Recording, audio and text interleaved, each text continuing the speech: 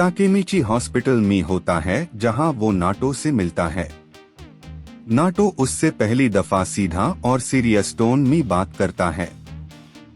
वो ताकेमिची को बताता है कि जो कुछ फ्यूचर में हुआ है वो कोई जोक नहीं है। हिंता 12 साल बाद टोक्यो मांजी गैंग की वजह से मर चुकी होती है। ये बात सुनते ही ताकेमिची का दिमाग हिल जाता है। वो पहले डाउट करता है कि शायद ये सब इमेजिनेशन हो, लेकिन नाटो उसको एग्जैक्ट डिटेल्स देता है जिसे सब रियल लगने लगता है। नाटो उसको ये भी बताता है कि ताकेमिची की जिंदगी भी फ्यूचर में कुछ खास नहीं है, वो एक नॉर्मल और फेल्ड इंसान बन चुका होता है।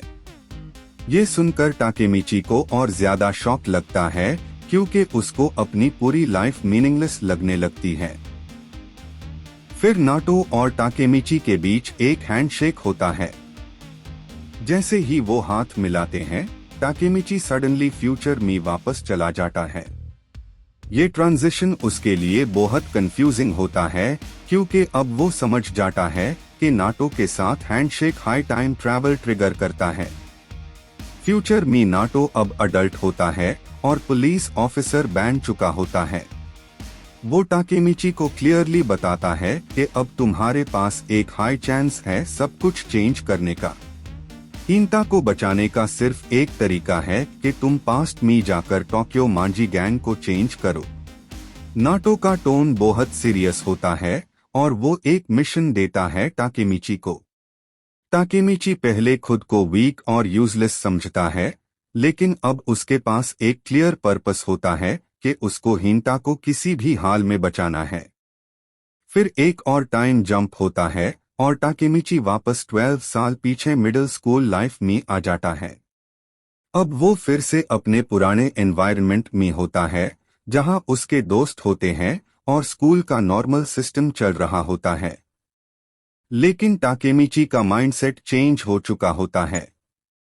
अब वो सिर्फ एक लूजर स्टूडेंट नहीं होता, उसके दिमाग में कांस्टेंट फ्यूचर का प्रेशर होता है। वो अपने आसपास देखना स्टार्ट करता है और टोक्यो मांजी गैंग के बारे में हिंट्स मिलने लगते हैं।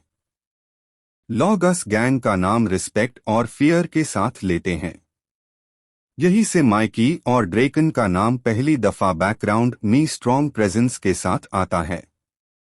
ताकेमिची को समझ आता है कि ये लोग फ्यूचर में बहुत ज्यादा पावरफुल और डेंजरस बनने वाले हैं।